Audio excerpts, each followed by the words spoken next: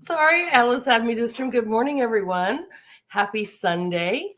Welcome to Headmaster's Homeroom. I am Lady Hamilton, and this is Sunday Solutions. I love my Sunday shows as well. I'm so excited that you guys have all joined me today. And we are going to get started. We have a wonderful guest again today. We love that Nurse Patrick is in the house today. So if you guys have any questions, we're going to be talking about health and health remedies. So if you have any questions for him, make sure that you put it in the comments so that we can answer those questions for you. I'm going to do my best to check out all of our platforms because we are live on Rumble and Twitter. Hello, Facebook and Odyssey, DLive, YouTube. Everybody, hello, good morning, and happy Sunday to you.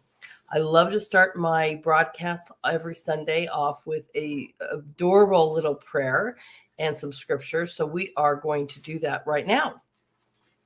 Let's get that up. I absolutely love the little man. I don't know if it's how popular he is. He is just the cutest little thing I've ever seen. So let's share that here and add it to our stream. So good morning. Let's have our young one say the prayer this morning.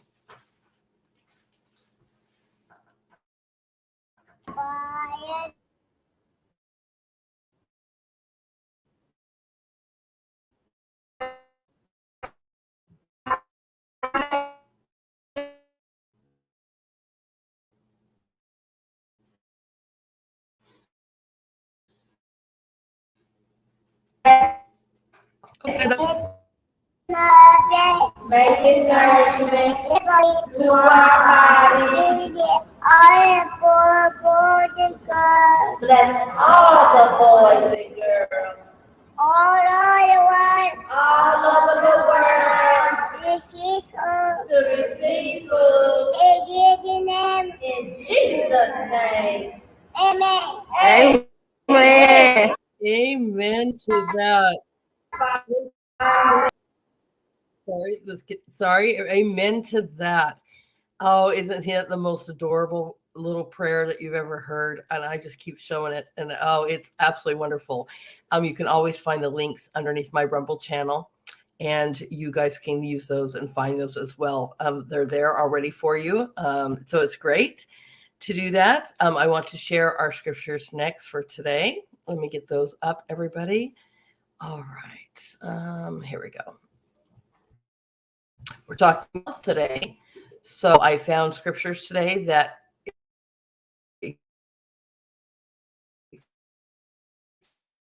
exactly long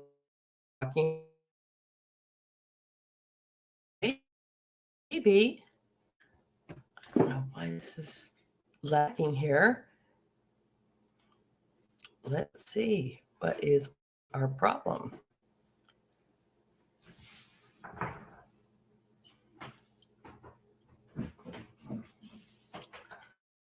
Let's try this again. It's just taking a little bit of time. I don't know why that is. I apologize, everyone. It seems to be lagging. And I don't know. It's raining here where I'm at, stormy. So that could be why. And I'll apologize ahead of time. But let's get these on full view so that you can see. Here we go. All right. Good morning to Sunday. There we go. There we go. All right, everyone. So the first one, whoops, and I lost my place. The first one is Genesis 1:29. Then God said, "Look, I have given you every seed-bearing plant throughout the earth and all the fruit trees for your food." The second one is John 6:35. Jesus said to them, "I am the bread of life. Whoever comes to me shall not hunger, and whoever believes in me shall not thirst." And we're going to go to 1 Timothy, receive it with thanks. And my favorite of these scriptures here, I mean, I have so many favorites, right? But this one is really one of my favorites. It says 1 Corinthians 6:19. Don't you realize that your body is the temple of the Holy Spirit who lives in you, was given to you by God? You do not belong to yourself, for God bought you with a high price. So you must honor God. I'm sorry, guys. Let me try that again. So 1 Corinthians 6:19, don't you realize that your body is the temple that was given to you by God? You do not belong to yourself, for God bought you with a high price. So you must honor God. I apologize. It is, again, let me remove that from our stream. All right, and I'm back. So good morning and happy Sunday. So we are here to talk about a few things. I wanted to show you some gardening pictures and update you on our garden. As you know that I've been doing gardening and showing you that you could grow gardens in all different kinds of places. You can grow gardens with 5-gallon buckets. You can grow gardens using tires, old bathtubs, totes, even milk jugs, especially for hanging plants like strawberries and tomatoes. And you can do these on your balconies or your patios. You can do these in greenhouses. You can do these in, little plots in your land above ground. I'm finding out even with myself, above ground planters are really working for me. Our soil here is really clay and really full of rocks. But the clay itself is just so thick that when I planted natural seeds, which we'll talk about seeds here too in a minute. But when I put the seeds in the ground, I don't know if it's the seeds or if I don't know if it's the dirt. I'm kind of going with maybe both, but the clay is so thick so that when I did above ground, I can't believe the difference. And then after I planted all of our seeds, it was beautiful, went off the state planting guide and everything. We had a freeze like 2 weeks later. And so these little plants I grew in my little greenhouse to get them all started, completely killed them all. Every single row I did. And me and my children worked so hard tilling the ground and getting it all prepared to have a freeze come and just kind of kill it all. So that just made us sad. But we continued on, we pushed forward. And we luckily had another round growing in the little greenhouse we have inside and in our windows and whatever, getting them pre-started. And they're doing much, much better being above ground and in all different kinds of planters. So I'm going to show you that. Let's pull that up so you guys can see what I'm talking about here. And get that in our stream. Let's add that. Everything doing really slow for everyone. Come on. So I'm having a beautiful day. It's raining. It's just so green out where I am. It's just so nice to see that. I don't know why this didn't want to add to our stream. Technical difficulties. Storm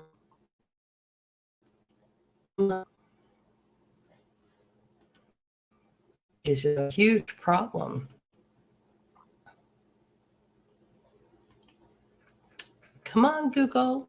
Let's work for me today. We've even said our prayers. Come on. There we go. There we go. Okay, so now we can see. So I'm going to click this to full screen. What these are like. All right. So this is me growing different kinds of lettuces and spring onions in an old bathtub. When I bought this place, they had horses before. They had a couple of bathtubs for troughs. And so we were like, you know what? Let's use whatever we can use. And they are working really, really well, which I am so excited about, as you can see. This is a bath. We had 2 bathtubs, right? They were using for horses. And this is just regular onions that are growing really well. This is also an example of our compost that I've talked to you about. I'm creating and putting all this stuff in buckets. When I'm cooking, all our vegetable peelings, our coffee grounds or whatever. We've been doing this for about a year. And you can see how that is looking in the dark soil. It's just absolutely beautiful. These are my tomato plants inside of a small. You guys can probably hear that. My dog has a new squeaky and she is wanting to talk today. All right, Miss Lily. Everyone, she's happy to say hello. So this is our little greenhouse and these are my tomatoes. And look at the difference. These are all in 5-gallon buckets now. and they are just coming to life. I'm really happy. This is potatoes, and they're in tires. Another thing that was here on the property too was all these old tires, and you're like, what can I do with them? Well, guess what? We're growing watermelon, cantaloupe, and potatoes out of our tires, and they are growing strong. Look at that. And so, I mean, you can get really creative here on what you want to use as a planter, which, like I said before, you can use even 5-gallon buckets. You can use old totes. You can use, obviously, tubs. You can use tires. You can use milk jugs. I mean, you can get really, really creative with growing a garden. And it's trial and error. Now we're going to talk a little bit about seeds. So I went and bought some seeds, and they said heirloom seeds, which I usually buy, but they're not even growing. So if anybody knows a great place to get seeds, hey, put it in the comment sections, right? And let me know. I mean, I can even get them on here to talk about it, but it's always great to share that kind of information on where you can get some really great seeds. But I did go back and I bought some newer ones, and they're working much better for me. So maybe it was the first, batch in that kind of brand that wasn't very great, but I don't know if they were dead or old, or, it just kind of makes us realize also too, when you are growing foods like tomatoes, for example, a great way to save those seeds, and be able to continue planting for the next year and storing those. So I will probably have an episode when I actually, we start harvesting our food. Then I will show you how to save our seeds and keep them freeze dry them or prepare them so that they're ready for the next season versus buying seeds. But again, please put it in our chats or like under Rumble. You have these different comment sections. I would love to know where you guys are getting your seeds, so I reach out and talk to these different businesses, and that would be a wonderful, wonderful thing for you guys to help us out with. So, and you guys have any suggestions too, it's always feel free to put it into our comments or whatever, and share that, because I love to bring solutions. And one thing that we do is show what we're doing in different communities. In fact, on Friday, I had a wonderful guest, that we have met each other through being both following things like Cat Turd and Jules, and just they highlighted her. She had made a hat. She was embroidery, but which in our conversation, which was amazing, on the side is she's going to create community gardens and teach children how to, grow a garden. I thought this is such a valuable skill. I mean, not only do I do this in my school, but something else you can do in your communities. I did start this before I even went to grad school. I had our youth work in community gardens for volunteer work, because that really helps with a CV. It shows that you're giving back to your community. You also can get some great letters of recommendation, so you can get scholarships. But just giving service and doing something for your community, I always felt like I left more blessed, than the actual service I was doing. And these kids served like over 200 hours. They were growing their gardens. They were also creating recycled material toys that the children could play on. It was unbelievable. So I was like, what a great idea. And she just had mentioned that, and just set us off into this whole discussion about an amazing thing you could do for your communities is start a community garden. Or I actually spoke to a gentleman in my area that his neighborhood was doing like a co-op, and each different neighbor was growing something different. And then they were sharing it with each other at harvest time. So one house would grow corn, the next house would grow tomatoes, and the whole block was growing different things and then just sharing. I'm like, what a great idea. As you can hear, we've got Miss Lily saying hi again. We swear that's how she speaks. It's squeaky, but you guys know that this is from my house to yours, and she's super happy today.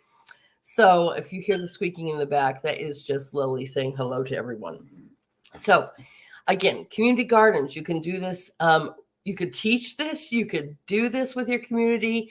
I like the co-op idea. That just blew me away. What a great way to not only meet your neighbors, but work together to create wonderful natural foods.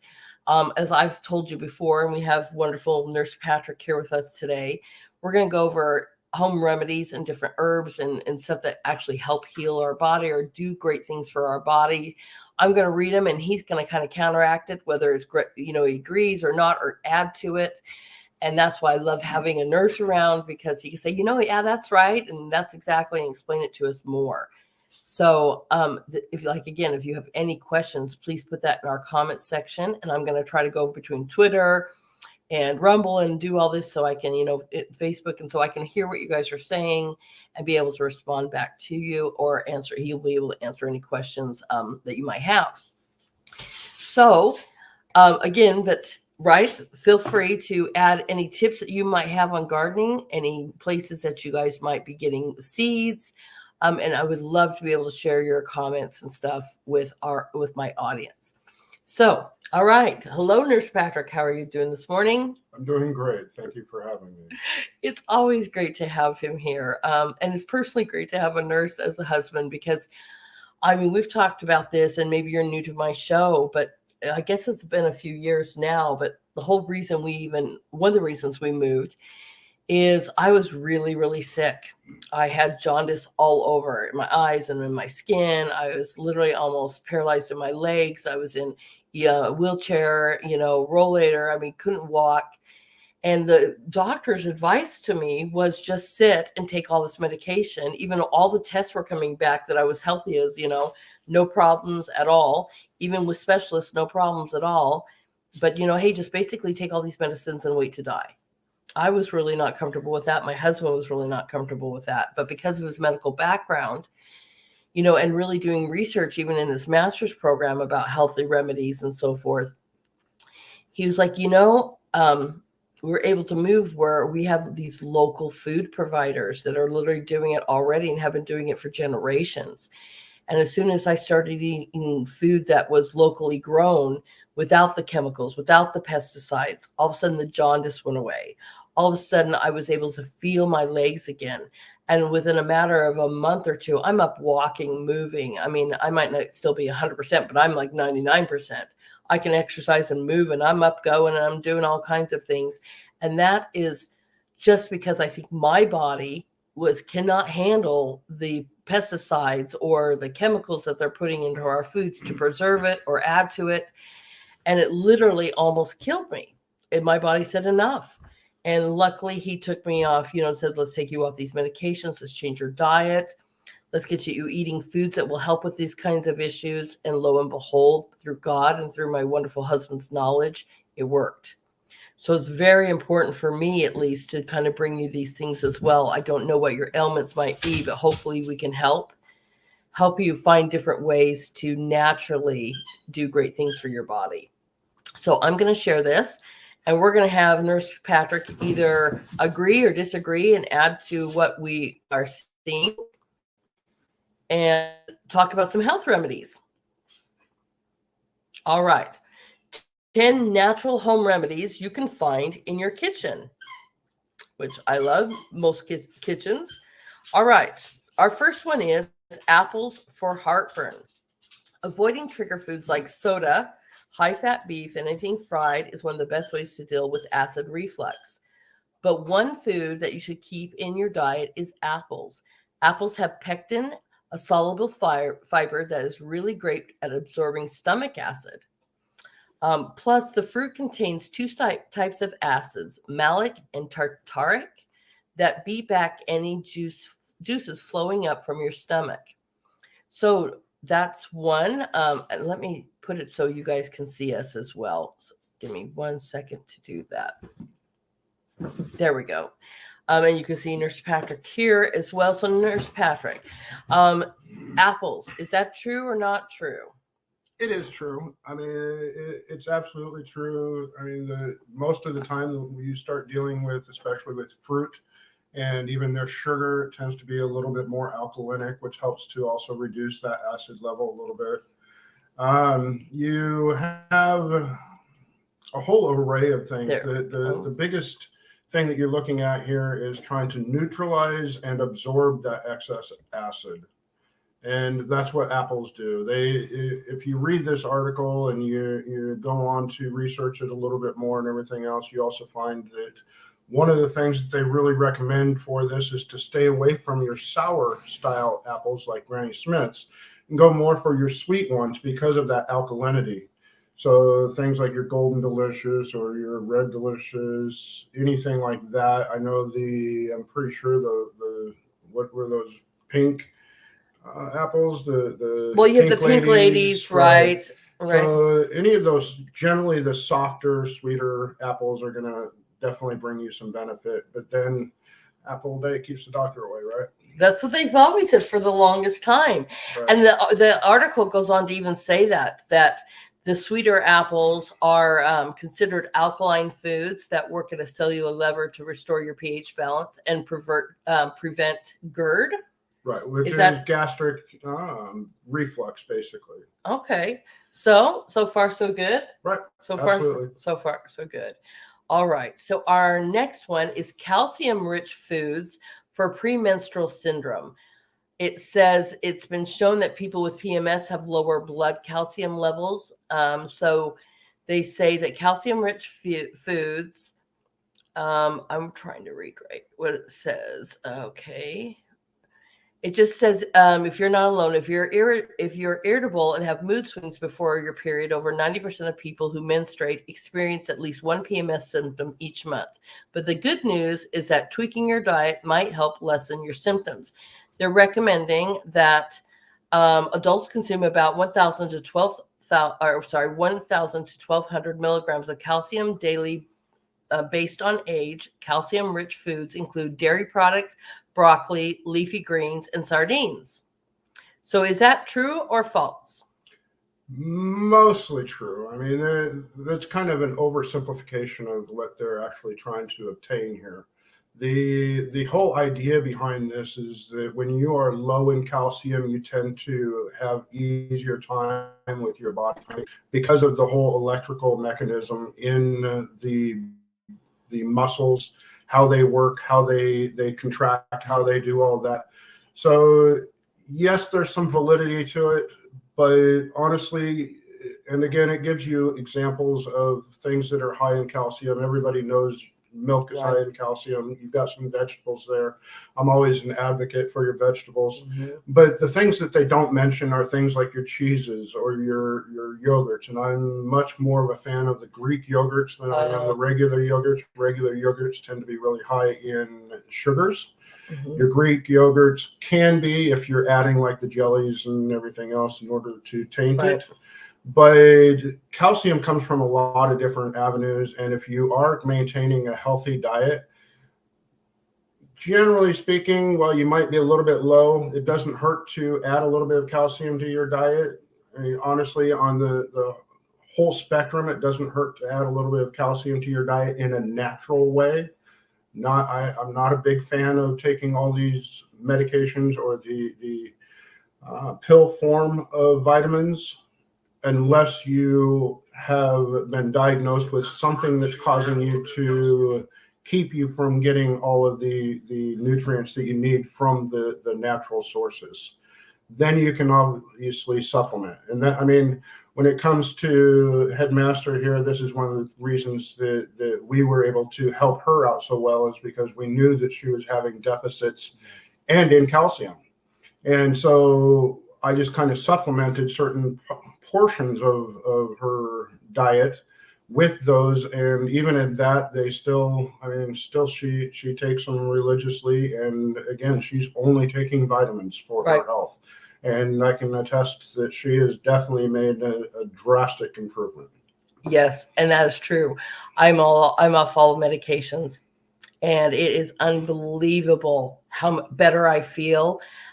Just eating natural foods and the vitamins, it's unbelievable. One thing I want to note, she keeps saying that she's off all of her medicines. I don't recommend anybody just deciding to go off of your medicines, and I don't want to advocate for that. Work with your doctors in order to reduce those medicines the right way. I mean, if you start eating a healthy diet, if you start making sure that you're doing the healthy things, by the way, PMS, the best way to handle cramps, exercise. Do some sit-ups. Those really are the best way to do it. They get those muscles working. They get everything running more effectively.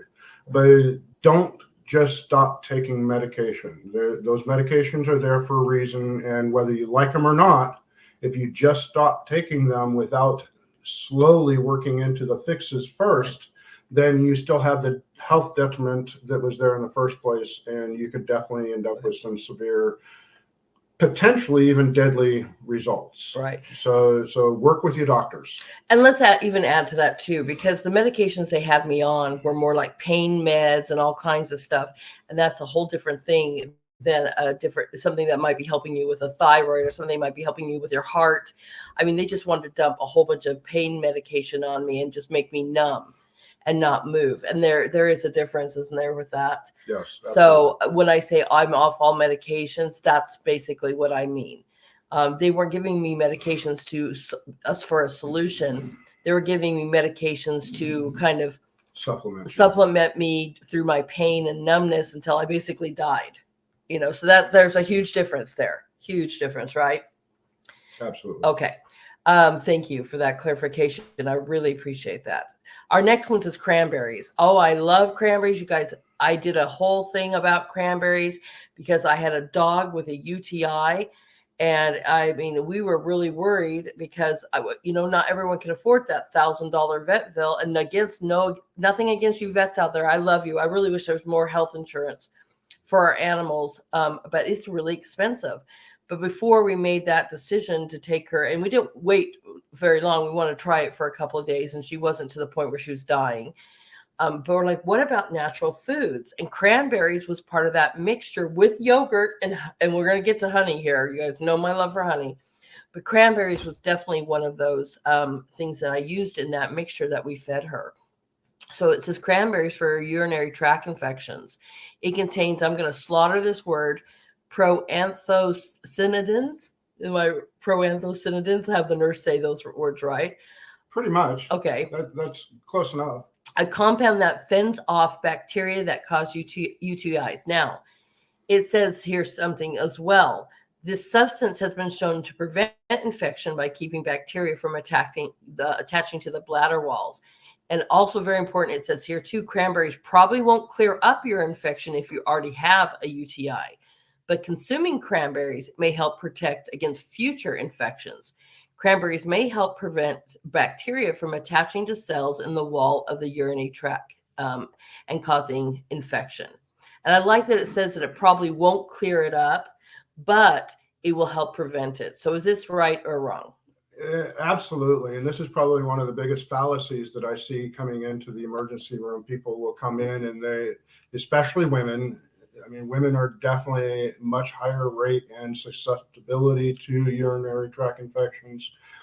But I get women all the time that come in and say, yeah, I started getting a little bit of pain or a little bit of blood in my urine. And so I instantly started taking the cranberry juice. Well, it's great that you're trying to be proactive with the cranberry juice, but you're a little bit late. You're not being proactive at this point. You're kind of way behind the game.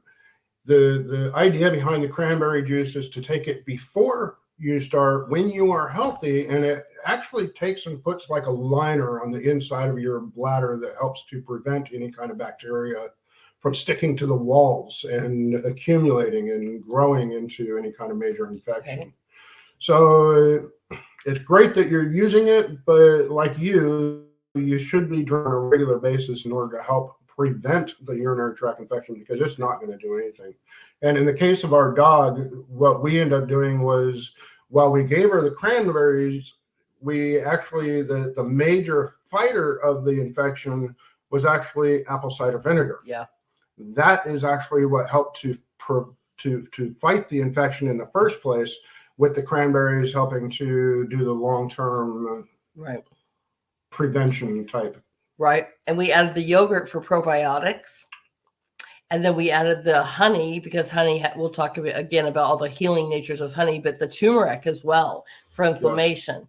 So, and that's, we'll get to that too, but the cranberries too. And then we hid the apple cider vinegar with the taste of peanut butter. So I'll kind of hide that because your dogs love peanut butter. She wasn't so fond of it for the first couple of days, and we kind of had to put her on her enjoyment. But after a few days, she started thinking, this probably isn't so bad, and was starting to take it willingly. And to this day, she actually thinks it's a treat. Will take it more willingly. Right. As a treat, yes. Right. And it's really funny. But yeah, again, it's probably because the peanut butter and the honey, first of all, right. They love that. Oh, like I said, I'm about out of honey. I'm going to show you this in a minute, but the dogs love the honey too. I love the honey. All right. So the next one, cucumbers for puffy eyes. It says laying cold cucumber slices over your eyes may look silly. Still, an age-old beauty trick does reduce puffiness. Cucumbers, which are 95% water, offer a nice cooling sensation. The cold temperature causes the blood vessels to constrict and reduce inflammation. So, what do you think of that one? It's absolutely true. I mean, if you look back in the 50s, they're always had cucumbers on their eyes in the spa and everything else. Honestly, I mean, if you want to save your cucumbers for your diet, your salad, for whatever, you can always just use like a wet, cold washcloth. Put that on your face for like about 10, 15 minutes or until the cloth actually warms up from the skin, and you'll see that you'll get similar results with that. But I know that there are like several masks out there these days that women use that use cucumbers because it has that cooling effect. And so, yeah. Well, they even make face masks now. They're like ice packs that you could throw in there too. That would really help with that as well, right? Absolutely. Absolutely. Any kind of swelling, the whole idea is to basically elevate, cool, increase circulation to the area. All those things tend to really help with de-swelling. And we're seeing a running theme here, inflammation, which we'll talk about here a lot more, but we'll have a few more here. This is another one. So ginger for menstrual cramps, but you're going to tell us a little bit more about ginger that you found out about.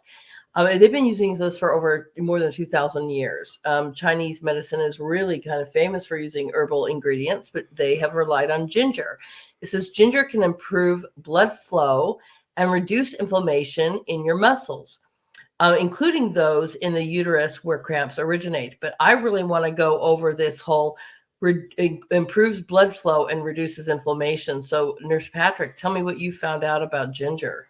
So there are 3 basic types of muscle differentiations. You have your cardiac muscle, which is totally different than any other muscle in your body. You have your muscles that run your what they call skeletal muscles. Those are the muscles that you use in order to move, to lift, to bend, to do all those different things. And then you have your what generally are referred to as smooth muscles. And those are muscles that control your arteries in order to help constrict or relax in order to help the blood flow. These are the same muscles that are used in your digestive tract in order to help move food along, in order to help relax and everything as well. And ginger is, I guess, a smooth muscle relaxant. And this is how it increases blood flow. It helps to relax those muscles, helps to keep them from being too tight, which can also help with hypertension, helps to open everything up, helps everything moving along. And one of the things that I was kind of fascinated with this is it helps with not only aiding in digestion, but it also helps men with ED. And there's a lot of issues with that going on today. And again, I mean, I like Hippocrates' old saying, let thy food be thy medicine. And in every aspect, this is definitely one that should be on your shelf. Right. This is why I went to scriptures first, because even, the Father above says the same thing. I've given you every plant, every fruit tree, everything here for good, for your bodies. I mean, so natural, that's why we're talking about natural remedies, because foods do so many great things for our bodies when they are chemically free. Right. And, organically eaten. And imagine that. Imagine that, right? All right. So this is another one. We know basically by having children of our own, even though kids don't have eczema.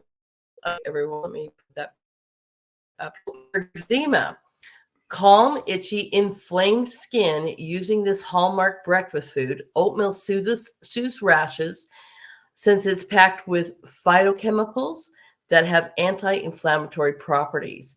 Create a soothing bath by grinding, a third cup of plain unflavored oatmeal into a fine powder and using it in your blender.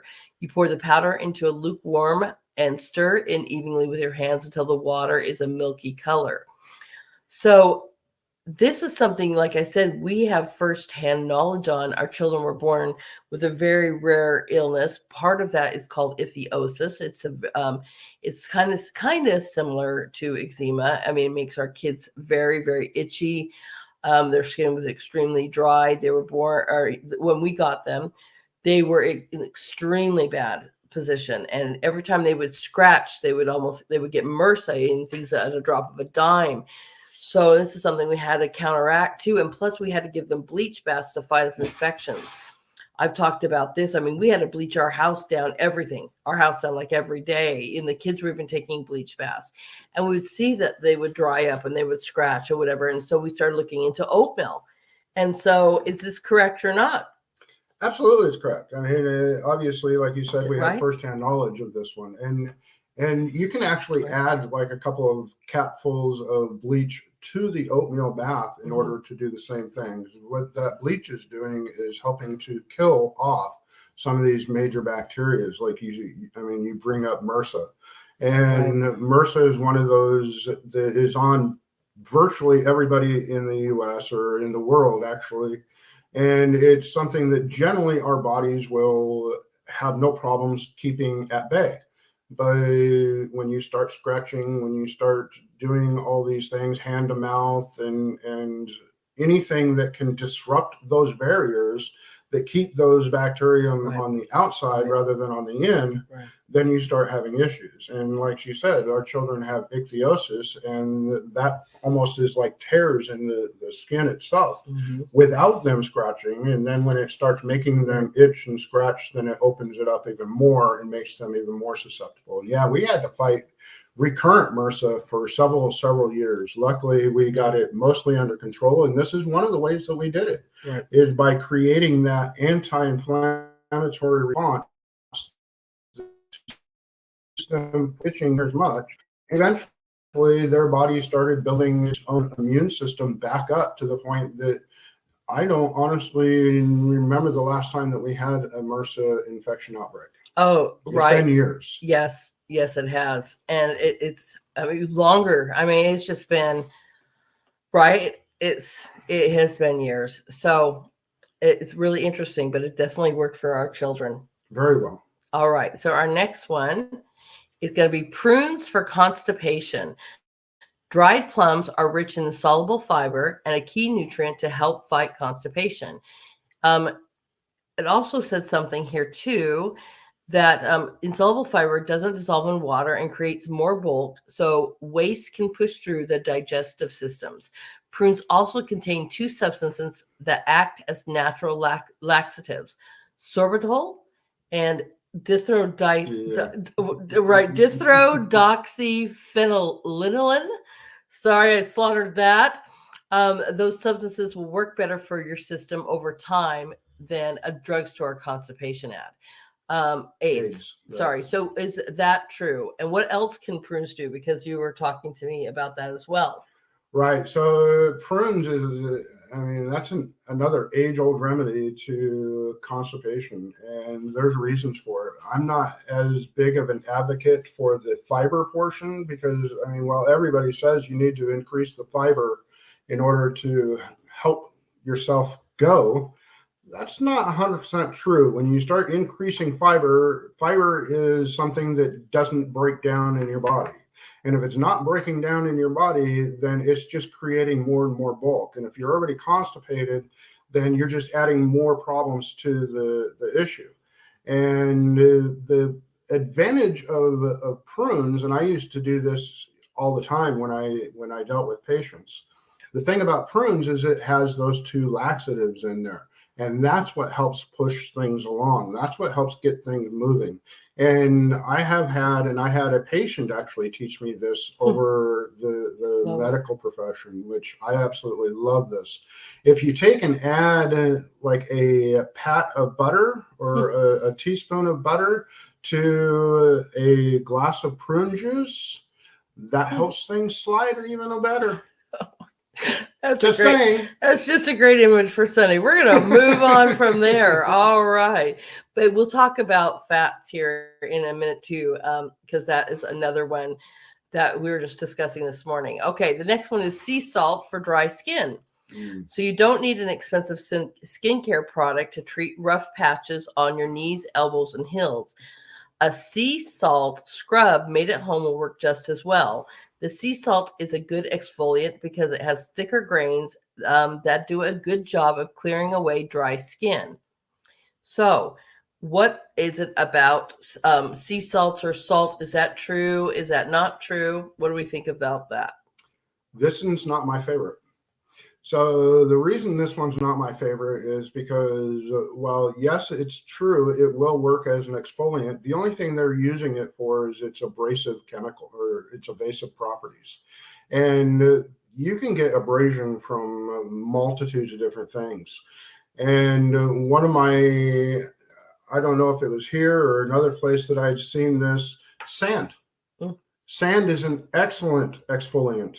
Helps to break down that stuff. I mean, rather than sandpaper, which is glued and fixed in place, sand itself, you grab a handful of sand. How many people have ever washed their hands with sand and then rinse them off? It gets all of that grime and everything else off of there really, really well. So, well, yes, it's true. Think about the places that you don't want salt to be. I mean, anywhere near the face, anywhere that's near sensitive areas, even underneath of arms and everything, it's going to really start scraping those areas up. And when you have children like ours that are really susceptible to open tears and everything, you may not want something that's quite as abrasive as a sea salt. So there's better solutions than this that are still just as natural. Like I said, sand is a fabulous one, especially, I mean, if you have like children with a sandbox, go grab a small handful of that play sand. It has very, very fine pebbles in it. Very rarely do you ever find any kind of larger pebbles that are going to do any kind of major issues. Add a little bit of water to it and just kind of scrub away, and it will work essentially just as well. Right, or go play with your kids in the sandbox. You know, have some fun. Get out and enjoy a little bit of life. That's awesome. So thank you. Not our favorite, but, you know, this is why we have them here. You know, that's why I have them here. This is probably one not of its favorite either, but it talks, it's bouncing everybody, sorry. Sugar for hiccups. When you hiccup, the diaphragm undergoes a series of spasms, but you can fool your body into stopping that reaction by putting a teaspoon of sugar underneath your tongue. The sweet sensation is strong enough to stimulate the vagus nerve, the longest cranial nerve in your body. The vagus nerve starts at your brain stem, extending as far down as your diaphragm, and to control the stomach. All right. So would this work? Would this not work? What do you think? The validity of it is questionable. What they're talking about is actually the vagus nerve, and the vagus nerve is essentially the brakes of your body. And yes, it can have some effect on that diaphragm. That diaphragm literally sits over the top of your belly, across the bottom of your lungs. And there are various reasons that it will sit there and go through different spasms. Sometimes we can help resolve that. Sometimes it's just a matter of time. I know that like the world record for hiccups is like several years long of people having hiccups. And if this really worked, then obviously that would take care of that. The vagus nerve is something that you really want to be careful when you start trying to stimulate that vagus nerve, because again, it's the brakes of the body. And those brakes work on your heart as well as other organs in your body. And when you start stimulating that vagus nerve, then you could potentially be stimulating it to slow down your heart as well as other muscles in your body. So no, this one is definitely not a favorite of mine, beyond the idea of just shoving a bunch of sugar in your mouth. Right. And we don't even have sugar really in this house. So again, I've told you that before, like if I have a recipe or whatever sugar, I use honey because it's just so much better. But so yeah, not our favorite with the sugar, but there's other things to do it, you know, to that. All right. This is one of my favorite, turmeric. And it's just so many great things about it. So turmeric in India is referred to as a holy powder. that can be used to prevent infections and treat wounds. Well, a compound called curcum is to thank for that. Foods with curcum have a strong anti-inflammatory and antioxidant properties, so they can help with cleansing and healing. Is this true? And tell us all the wonderful things about turmeric. Oh, I wish I could. I wish I knew more than I do. I mean, turmeric is absolutely one of those heaven-sent spices that, while it's very difficult to incorporate into meals because it is a very pungent taste, it has a multitude of benefits to it. And beyond the anti-inflammatory, the antioxidant, the antibacterial, and I believe it even has some antiviral properties to it. Beyond all that, I know that many people have heard that if you have like leg cramps or cramps anywhere, if you take right. So if you take like a teaspoon of mustard, it stops it almost instantly. Yes, it does. What most people don't know is it's the turmeric in the mustard that's actually creating this. So, I mean, turmeric is just one of those absolute just magic powders that everybody should have and try to incorporate it in their meals. I mean, like I said, it's a hard one. It's a real hard one to incorporate in your meals. Although, with that being said, I mean, that honey that you've got going on is just absolutely fabulous. Yeah, well, and it is You great. can't hardly tell that there's even turmeric in it. So, I mean, well, you can tell, but you can't really taste it. The honey is so good; it counteracts the really strongness of the flavor of turmeric. But you can tell it's there, and I'm going to show you this here in a minute. But our parents, at least my parents, had leg cramps so bad that they would carry little packets of mustard with them wherever they went. Right. And if they had a leg cramp, they would eat that packet of mustard right away, and it'd be gone in a matter of a few minutes. Or it was unbelievable. So yeah, isn't that crazy? But and that's the turmeric. That's the turmeric. It's one of the best powders out there. Absolutely. I have to agree. That is a holy food, a holy powder, because that stuff in so many ways is just one of God's greatest gifts to this earth. I truly believe. All right. So this is the last of this. So we want to talk about things. Go ahead. Nurse Patrick, tell us some other things that you learned today. Well, it's not so much what I learned. It's one of those things that I was going over again as I was kind of thumbing through this stuff and looking at Healthline, and it reignited a very sore spot in my personal health, and that is cholesterol. And one of the things that I keep thinking about, and I don't really necessarily have a whole lot of research to back this, but I do have common sense, and I do have a lot of clinical experience that says that something's definitely wrong. And if you look across the global society today, and you can even hear it from our world leaders talking about testosterone being at record lows all the way across the world, and nobody seems to know why. Well, if you think about it, cholesterol is a good reason for it. I mean, cholesterol is the biggest basis for building steroids, including testosterone, estrogen, cortisol, all of those steroids that you have to have in your body. And here we are giving everybody anti-cholesterol medication. We have been since the 70s with our so-called food pyramid that says that we shouldn't be eating fat. Everything's got to be non-fat. And instead, we're going to fill your bodies full of all these grains, especially processed grains, and sugars and everything else except fat. Because if you're fat, then that must mean you eat too much fat. Well, if you know anything about the body, that is absolutely the farthest thing from the truth. The body uses energy in different ways. It uses three main sources of energy. You have carbohydrates, you have fats, and you have proteins. And it uses them in that order. So if you eliminate those fats, which are absolutely essential to virtually every single cell in your body, I mean, virtually every cell in your body has this, what they call lipid bilayer around it, helps protect it from imploding from all the fluids and everything else that go through your body. That makes it really difficult to say, you know what, we just don't need fat. You have to have fat. And now all of a sudden, decades after we've been promoting all this fat-free foods, reduced fat foods, reduced milk, reduced fat yogurts, Right. I mean, that's the whole point of yogurt, the fat. That's part of what the fermenting process is doing, is creating all those probiotics, those things that we need in our bodies.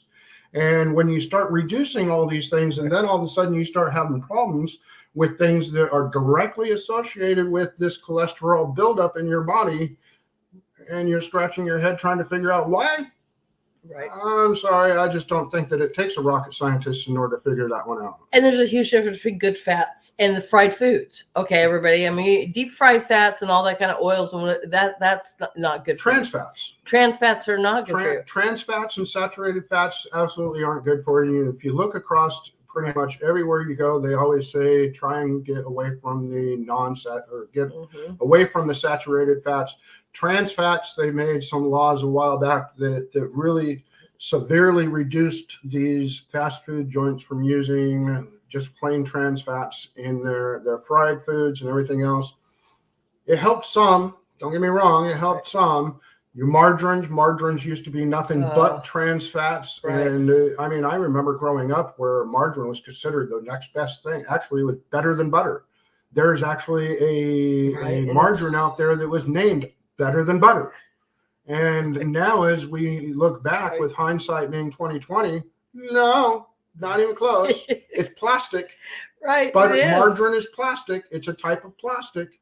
And they're having you believe that it's healthy for you. It's healthier. Well, no, it's not healthier than butter. Right. Butter is actually very healthy for you. Right. Milk is actually very healthy for you. And when you start getting those non-fat, low-fat anything, what do you think it is that they're making those things in order to taste better? Because when you start taking fat away, any good cook, chef, anything, the first thing you learn is fat is flavor. Fat is flavor. And when you start reducing that fat, how do you replace that flavor? You start putting chemicals and you start putting sugar. That's right. And going back to where we were in the beginning of this, your body uses three things in order to run itself, in order to create the energy, in order to go. You have carbohydrates, you have fats, you have proteins, and your body burns them in that order. So if you're building your body full of carbohydrates, which grains are my biggest pet peeve. I mean, I understand that some grains are okay, but there's not an essential grain out there. You could totally get away. In fact, they did it. I didn't even realize that they had done it with the paleo diet. It's actually a grain-free diet. Right. And a lot of them went on it because of the gluten thing. And a lot of them decided, you know what, it's just not necessary. And it's not. Grains are not necessary. They do help. Don't get me wrong. Especially in certain circumstances, there may be a place for it, but essential, no. There's not an essential grain out there. There are essential oils. Oils, what are oils? Oh, yeah, they're fats. So if you're filling up on all these carbohydrates, your body never has a chance to get to the fats, to burn those fats. And what's even more is all the extra carbohydrates that you build. Guess what your body does with those? It goes straight to the liver when your body says, okay, I'm full. I don't need any more energy. Let's store that for a while. How are we going to store that? Oh, we'll send it to the liver. The liver will package it up, and they'll send it somewhere as fat. Right. I mean, I love avocado, and I eat at least a half of avocado a day, if not a full avocado, depending. But I love avocado. And there's another thing I know it's on bread, but a lot of people have been eating avocado toast versus margarine toast and, things like that. But, I was a chef for almost 20 years. And, it's just so fat is flavor. And I don't want chemically induced. And you could see from us talking earlier, the chemicals were literally killing my body. And I also noticed the difference with the flours, which I've talked about before. He may not be a huge fan of bread, but there is a major difference in the local milled flour that I buy now and the processed flour that we get at the stores.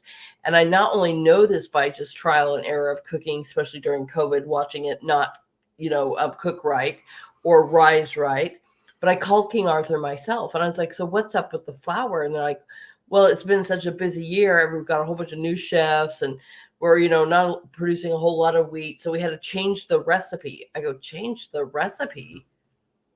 Okay, wow. What, I mean, isn't it just ground flour, ground wheat? I didn't know they had a recipe.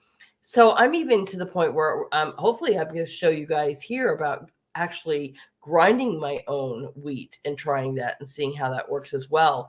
And again, I make bread very limited. I did that for Easter with everybody, making it's a Sabbath bread, showing how to make challah bread.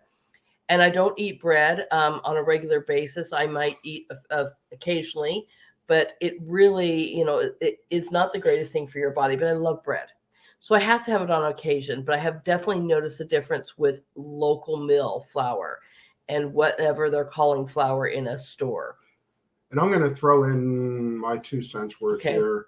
When it comes to especially diabetics, give up the flour. Give up the grains, period. Just give them up. You can get all the essential fiber, all the essential, everything that you need, vitamins, minerals, everything in your regular vegetables, Right. Your leaf vegetables, broccoli. Men should be eating broccoli on a regular basis, at least weekly. And beyond that, I mean, you have all these different vegetables. These are all man given for a reason. And when you have to process something in order to consume it, this is not the way God intended it to be. God did not mean for you to have machinery or heavy machinery in order to eat food.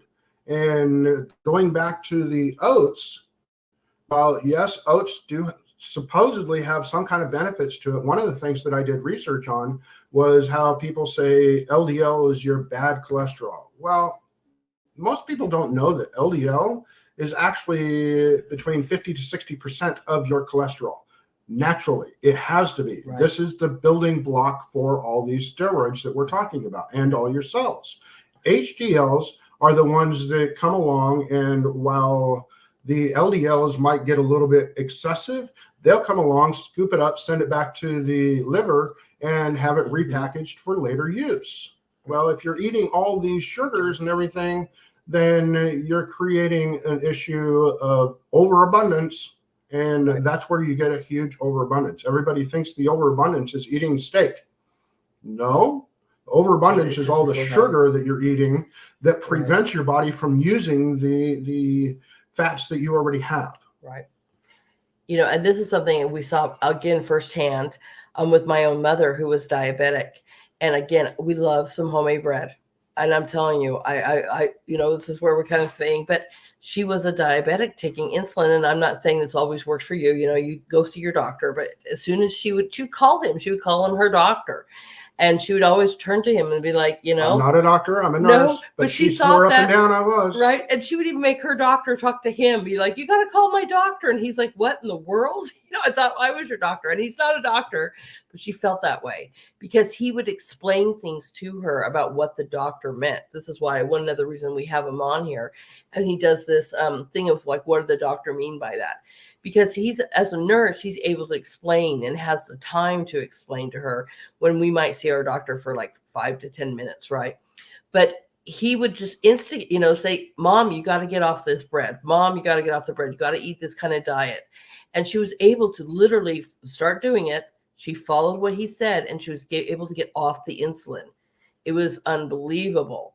I was just like, so again, I'm not trying to say don't follow your doctor's plan, but the healthy diet is so vital to also the doctor's plan. Type 2 diabetes is 100% remissible. I don't want to say curable because once you've got it, you have it, and it's always going to be in that background. You always have to be aware of it. You always have to make sure that you're following a good diet. She's always checking her blood. Exactly. Still. And but it's absolutely remissible. In other words, it's absolutely able to just be controlled by your diet and exercise. And that was amazing. It was absolutely amazing. Always kudos to God too. But just, again, thank you and gratitude to God. But God put these wonderful foods, plants, and herbs here on this planet to help us live healthy lives. And by having a very healthy diet, she was able to stop the insulin. And it was just amazing to see. But again, she didn't stop checking her blood. She didn't stop, doing what the doctor said. But again, it is like you said, it's remissible. And we saw that firsthand. So another thing we want to talk about, and then we're going to go to my wonderful sponsor, but please tell us about honey. Oh, we love our honey, do we not? Honey is God's favorite food. It really is. It is the one food in the world that never goes bad. Right. I mean, they have found honey that's over 5,000 years old that's still good. Absolutely still good. It has all the antibacterial, all the viral, anti-inflammatory. It can be used internally. It can be used externally. I have used it in wound care treatments on patients. It's just one of those all-around perfect foods. It sweetens everything without having to add anything else to it. Like I said, it's just one of those perfect foods. Yes, and it is. I've seen this firsthand help me with, my system. The turmeric honey here. Actually, let's just even show you this. So our sponsor is Be Nourished Honey, and Scott is not kidding. That's our producer. He is not kidding. This honey that's grown on his island in Maui is some of the best honey I've ever tasted in the world. And I always say that I've been many places in the world. I've been to South Africa, Ethiopia, Australia. I've been to Canada, Mexico, Cuba. Cuba, by the way, is it's a small island, but all their food is organically grown. And still, this is some of the best honey, if not the best honey. This turmeric one is my favorite honey I've ever had in my life. And it's so good. So I'm going to show everybody. This is our honey from Be Nourished.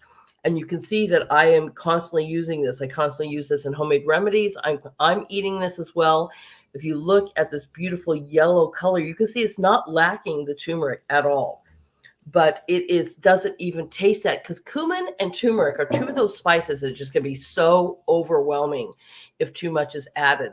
So their beautiful mixture of this organic turmeric honey is phenomenal. And like I said, I'm almost out. I'm like crying. I'm like, I've got to place an order here soon, because I have gone through it for not only me, but my family and my animals. It's absolutely helped me with inflammation. It makes me feel better. And again, like you said, God's like perfect food in so many ways, not only internally, but externally as well. So as we're talking about that and bragging about it, thank you so much, Be Nourished. And this was a wonderful gift from not only them, but from Scott too. I am in love with this honey. And that's a great way to help us out. You get an amazing discount of 22% off if you use the word Liberty, right? So you're not only getting one of the best healing honeys, and they have a multitude. The Rainbow Collection is great for anything from macadamia nut to raw honey to is it boysenberry? I think I might have dragon fruit. Sorry, everyone. Dragon fruit's another one I have. They have mushroom honeys. I mean, just go, please check it out. And it also helps us out, to keep us on air, because we love bringing you these different opportunities, solutions. And I am going to play a little commercial here. So everyone, if you want to help us out, Be Nourished. Some of the best honey I have had, if not the best honey. And I mean that. Do I lie about this kind of stuff? I mean, it's hard for me to promote a product if I don't, really believe in it. I really, truly believe in this honey. And so everybody, please try it out. Here is Be Nourished. Honey. It's one of the greatest gifts to man. With millions of wildflowers in every bottle, the nourishing power of honey is still yet to be fully discovered. Be Nourished Healing Products combines healing ingredients from around the planet to the purest honey from the island of Maui to bring magic to your taste buds. The best honey from the most beautiful place to nourish your body, mind, and soul.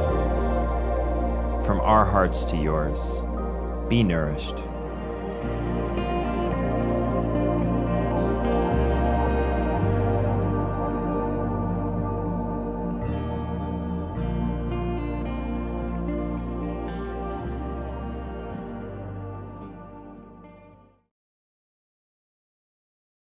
A huge thank you for having our nurse Patrick be able to step in and talk to us about herbal remedies, healing food products, things that are really great for us, God's wonderful gifts of food and organic food, changing our diets, helping us to feel better, fight infections, fight inflammation. It's so important that I'm very excited that he can come in, once in a while.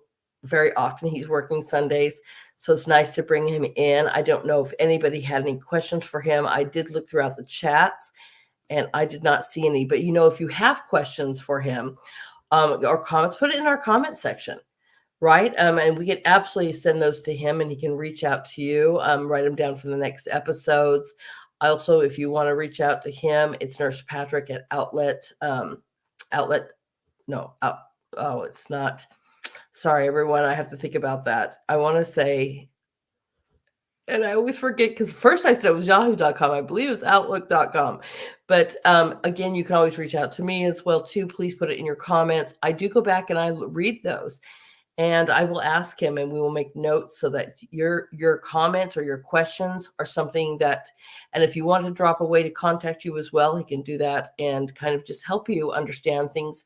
He has a program in our community as well that's talking about what did the doctor mean by that, as he helps patients understand what the doctors are giving you. It's not to counteract the doctor, it's to explain, that this is, these medications work together this way. And doctors just don't seem to have a lot of time with their patients right now. So that's what great things about nurses is they can spend that more time with you to make sure you understand the new regimen you might be going through. And I really, really appreciate that about him. As he walks by, Nurse Patrick, it's Nurse Patrick at outlook.com. Yes. Okay, so I was right, at outlook.com. Last time I said it was Yahoo and I just slaughtered it. So it's Nurse Patrick at outlook.com if you have any questions regarding that. Okay. Please reach out. So we also want to kind of talk about a few things here as well. And before we close for today, it was really interesting because I had a very long conversation with a young girl who's going to be doing some new updating on my school website and things like that, and talking to her about how we can reach parents and what makes us different. One of the first things she brought to my attention is online learning versus live instruction. There is a huge difference. And I never thought about that because my school is online, but it's completely live instruction. I say it's art integrated. And she's like, you need to change that to see project-based. After spending 3 hours showing her actually what we do for her to change and market and update our website to show you the different things that our students are doing, she was like, like I said, 3 hours later, so note-taking, she was like, oh my gosh, I've never seen anything like this. And it's very hard to kind of explain to everybody without kind of showing you. So next Friday is going to be absolutely dedicated to doing that because there's a huge difference. When people think art integration, they think we're just painting or using color crayons, and who wants to have art? That's not really teaching. And that is not what we do. Do we incorporate some painting? Absolutely we do. Or drawing, things like that. But we are building businesses. We are showing these youth in almost one course each year how to start a business. From the ground up, teaching business plans. I've talked about with economics, they did food truck businesses. And what made that art is because they were designing their food truck. They were designing their menus, their logos and marketing and so forth. So that's art integration, but they were actually spending a whole entire year building this business, promoting this business and taking it to like a Shark Tank to be able to receive funding and pitching it. This is real life experience, whether you want to go to college, we're going to teach you that route. And every single course we have, we teach you how to do that. Is this the career for you? It's kind of like every course, biology or health and nutrition or history or economics, is this the pathway for you or career for you? And these are the avenues that you can take, whether it's college, trade school, or build your own business. Using color theory in math. Just, I found this out when I was working with special education, special ed children, especially my autistic children that wouldn't even speak. They do not speak the same way that you and I may speak. And color theory is like changing the color of a paper or changing the color of the pens they use. Having them be able to look through a different lens. I had a personal student that by the end of the year, who didn't hardly speak at all, was completely speaking, was able to start doing math by just changing the color of the problem. And so these are different things. And like I said, speaking to her and showing her the projects these kids were doing, and real world experience, this is a whole different thing. She's like, you are creating some major groundbreaking curriculum. And we focus on basics and foundations. That's our number one thing. If you cannot do math, and especially read, you are subject to somebody else telling you what may or may not say in that article or in that book or in your life. And I would never want to have my life where I couldn't read for myself, research for myself. We are creating critical thinking individuals that do research, that look through all different lenses. In journalism class, I have these kids writing newspapers. I have them going out and interviewing. I have them being able to take multiple different avenues from multiple different media outsources and using a critical mind to kind of filter through things and read through things and research things. And I always like, hey, prove me wrong. But the projects that we do that goes with these courses are what makes us different, what makes, I call it, our integration. And it's something that I learned in my graduate degree, especially with children with special educational needs, to bring up their standards, what they call standards level, but bring them up to levels to thrive. And so next Friday is going to be completely dedicated to physically showing you these, what we call journals, but the journals are kind of like a PowerPoint slide presentation. The kids take notes every single day, but also shows you the projects that they're creating step by step. We take photos of what they do through each step, and we're doing this together, live instruction. And this is a whole different game changer. I have been able to bring students up to above standard levels in a year just by doing these project-based, because the more you do with your hands and the more you're doing a project, the more you're retaining and the more you're able to build this ability, and also providing a way for them. And I love it when they fail. I know that sounds crazy, and I'm not talking about an F, but let's say you're doing a science experiment and it fails. Not only does it show you that, okay, it's okay to fail, but how are we going to solve this problem and redo it to make it work right? If we never know what failure is, how do we know that we can achieve something different instead of just giving it up? And it might not be the field for you, but we've seen, I love invention weeks, or we call it invention week, because it shows you that it's okay to fail, but I can find another way to solve this problem, and we're going to try it again. So I have that whole Friday. So make sure you join me this coming Friday at 7 p.m. Eastern Standard Time. We're going to be talking about what is our integration project-based learning. And that's what makes us different, besides being live with your students. So, even though we're in your homes, your parents can literally watch what's going on. I've heard multiple times, we need cameras in the classroom. Well, I'm a camera in the classroom. We videotape this, so if the parents miss it, they can ask for it. Our syllabus and lesson plans are posted right there for parents to view every single, time they want to. They can watch what you guys can watch what your children are learning. You can be active in that. We do field trips. We do prom. We do amazing things because we're live and we've figured out a way. So I'm going to show you all this stuff on Friday. We're also going to be talking, and thank you so much to our producer too, to help bringing awareness to these title programs, especially Title IX in education, how that's, has changed since 1972 was that started. 1972, Title IX was introduced into our educational programs. We're going to go over that again. I know I've done a show that's dedicated to reading all the different title programs from 1 through 9 that are in our education. But Title IX is at the forefront of this mess that we're seeing right now.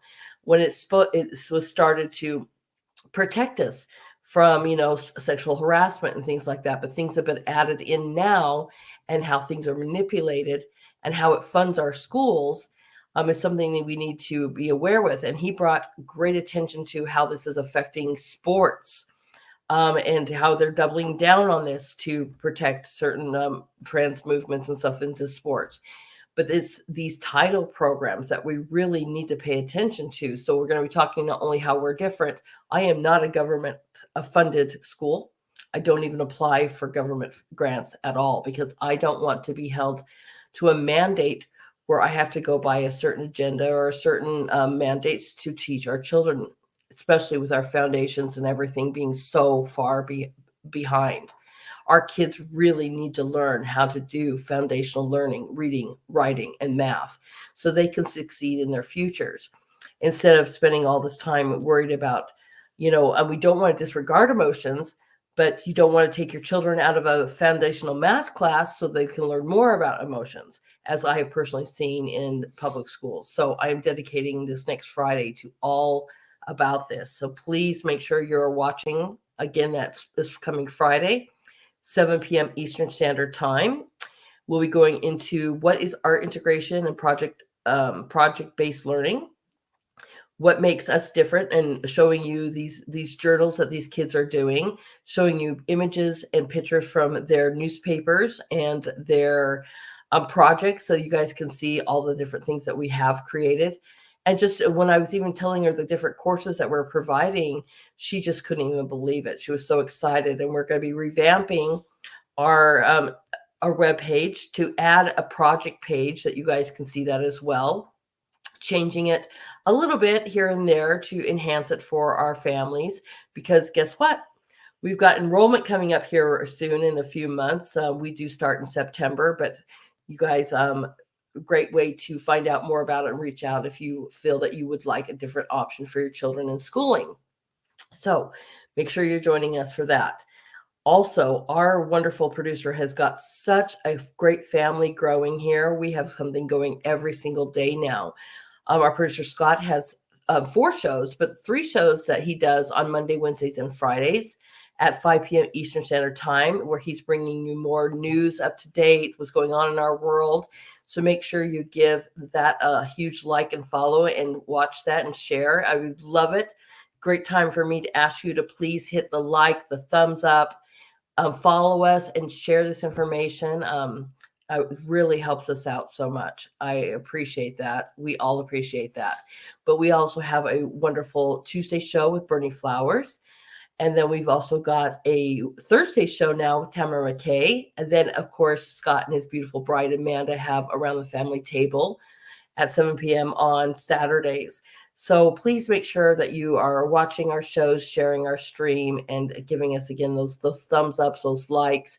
That helps our platform be seen more and will help our families and people across this nation as much as we possibly can. We truly feel this is a service that we'd love to do for you. I personally am very thankful. I was a guest on Scott's show at first, but as he found my desire to bring solutions to our nation, he offered me an ability to have a voice, and now I get to have 2 shows on Friday and here on Sundays. I love to bring guests to you. So if you are a business or you're doing something in your community, reach out to me, because I would love to have you on the show. That's what I do on Friday nights most of the time, is show what we are doing in our communities. We hear on the news and from different podcasts as well, to stand up and do something in our community. But I never saw what people were doing in their communities. I never saw the other side of that. And again, when I go out to conferences or I went to CPAC, I wasn't there necessarily to interview different politicians or something. That was not from, that's more of Scott's territory per se. But I wanted to talk to the guests. I wanted to know what they were doing in their communities. And I met over, 50 something different individuals that were starting all kinds of crazy programs, or I call them crazy, but awesome, amazing programs in their own communities, doing things together. And because of my Friday show, I'm able to bring these guests that are starting stuff and hopefully giving you the inspirations to start something yourself. Like I said, with having Barb on last Friday, even though she has an amazing embroidery company that she not only worked with her father on, that she has her own right now, but on the side, it just blew us both away. I said, I'm sorry, tell me, on the side you're doing what? She started community gardens in her community, teaching little ones how to grow food. And that's such a valuable skill. I was like, wow. So, and I've talked also about our libraries. Our public libraries are free. And when I was in my undergrad, I started a program to help youth find a pathway to college. And so we called it Servicio, and we would go and we would do volunteer work in the community gardens there, not only teaching and learning about that, but these kids were able to learn about building recycled materials out of tires and water bottles and all kinds of things for kids to play on or benches to sit on. I mean, it was so fascinating. And these kids loved it. They showed up every week. But what is great about that is when you go to get your grants and scholarships for schools, it's kind of their way of giving back to the community. And they love giving money to the youth who are actually also doing stuff in their communities. So not only are you able to show I've got this huge amount of service, you also are able to have actual skills that you're learning, but you're also able to get like letters of recommendation and grants and scholarship foundations love that kind of story. And I help them write personal statements and so forth so they can get this funding above and beyond stuff with FAFSA and stuff, which we also teach as well. But it's just amazing. And then again, when you're doing something in the community, you always feel like, a service or whatever, you always feel like you're more blessed than that person that at least I do. I would feel like, wow, was this service for me or for them? And it's for both. You leave with such a grateful heart that you've touched somebody's life and you've given to somebody's life. So it was amazing to watch the youth feel that way and celebrate that as well. So I love to bring these solutions. So if you've got something going on in your community that you're doing, please reach out. I would love to share your information and what you're doing. If you've got a business you want to promote, please reach out. I would love to show that too, because I've had authors on here. I've had people starting companies that because they're getting censored from Christian books, they started their own company, and they were able to reach out to the authors I've had. Now I've got people collaborating together to build each other up. And that's the whole point of doing something in our communities, because if we can lift each other up, then we're building a great society, working together to build a great society. We were doing together, again, like I said before, the neighborhood that's doing the co-op with the gardens. What a great way to not only get to know your neighbors, but to help each other out, as we can see that, sometimes it's harder and more expensive to pay for foods. And we all want to eat better, and to do these things together was just an amazing inspirational story. So I'd love to hear more. And I am really excited to have that on Friday nights, to be able to show you these wonderful people around our nation doing wonderful things, and hopefully it inspires you. Libraries, again, like I said, they're free. And when we were doing this program, not only can you book a room and whatever, the conference rooms for free, we would do these projects, take pictures of them, or sometimes the kids would paint or sculpt, or, and they would highlight the children and show this off and put their pictures and put up their projects and everything in the actual library, and then ended up promoting what we were doing, which caught the attention of more parents, and more youth. And it was just unbelievable. And again, it was just my time. And to me, that's worth it, because if there's a hill I'm going to die on, it's going to be our youth. Our youth means so much to me, and their futures mean so much. And by doing these kind of things, we're teaching them not only faith, but faith in themselves, faith that they are possible. When I was talking on Friday, even in the comment section, one of the things my students in public school would say is, Miss Hamilton, nobody has ever told us that they believe in us like you do. I mean, like every day or whatever, I'm like, oh my gosh, I still believe in you guys. You're guys are amazing. And like, nobody has ever said that to us. And I was in a school, at least with the high school, middle school, with 75 other teachers. And these kids were high school students.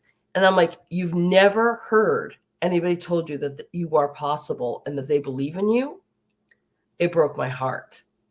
When we should be doing exactly the opposite, showing them how they are possible, teaching them the way to have a really good, healthy future, something that they want to do, something whether they create it themselves or they pursue a pathway for colleges or the pathway for trades. We are here to show you that there's multiple avenues for you to succeed. And in my life, I've had multiple careers. I was a chef for over 20-something years. And now here I am. I went to college, I had children that we adopted, and I started going to college because they're, at least, I've been culinary school, but going to, universities, starting with community college, because I needed something to step out from this extremely horrendous ritual that we had to do every single day. I needed it out, so I started going there, and I was able to pursue a degree in education just by different programs I was doing on the side, because that wasn't my actual majors or my underground majors. But definitely eye-opening of what I saw in the universities, definitely eye-opening what I saw in the schools, and definitely eye-opening what I saw in my graduate studies. And then going into the public system for about a year, I said, oh, this has got to change, because our kids are sitting there in front of computers. They're not being taught. They're completely confused, and they feel that they're lost. And we wonder why they're circling around in circles of crime, going to gangs. They're lost, they're confused, they're enraged, and they don't even believe in themselves. So this is another reason I started my school. So I'm very excited to bring that to you and to show you things that are possible, things that we're doing differently. But again, this is going to be the hill I die on. If we don't sit there and stand up for our youth and teach them that they're possible, then who's going to? Suicide rates have doubled, everyone, with them. And it's time to do something different.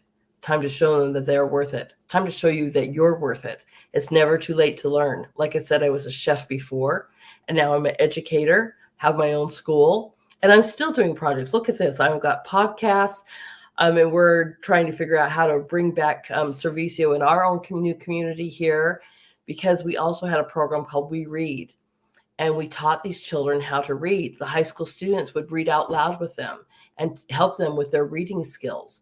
And they, in return, would say, Ms. Hamilton, this is really helping me with my public speaking.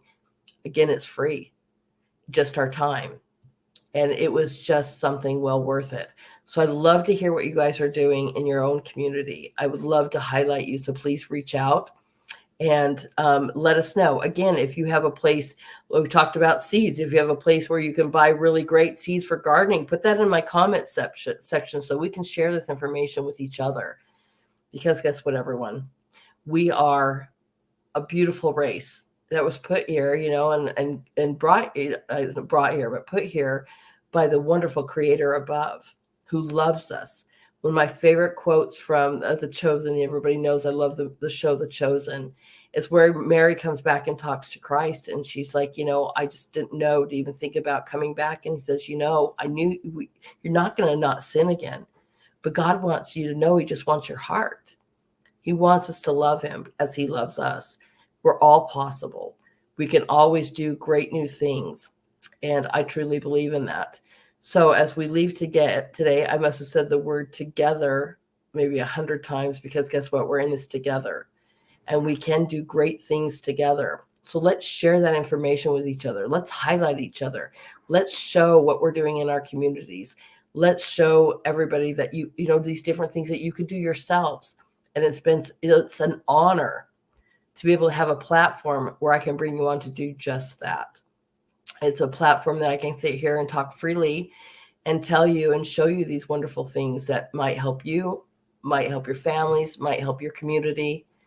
And again, especially on Sundays, highlight the Creator above. I am so thankful to have my relationship and know that there is a God that does love me, and there is a Savior that has died for me, and what do they want from us? The Savior said Himself, I want you to love one another. And that is a very important message today. So I hope everybody, thank you so much for joining us today. Please, again, hit that rumble or hit that thumbs up, like, share, follow us. It really helps us out. It's a true honor to be here with you on this Sunday. I do love my Sunday shows as well. I like that I can bring you a little bit more of a spiritual side today and on Sundays. But again, I have my show on Fridays at 7 p.m. and then Sundays here at 12. So I hope everybody has a very blessed day. Go out and meet your neighbors. Go out and be with your family. Go out and just share the day with your loved ones. Make the day special. And see everybody next. I'll see everybody Friday and definitely next Sunday. So as we leave today, the song that was on my mind was a beautiful song for King and Country, and the song is called Together. And we'll get that loaded up right here, and I will see everybody next week. Let's get that up here as it's given just a minute to load. Gives me a second to check our comments. No. All right, everyone. put that up. All right.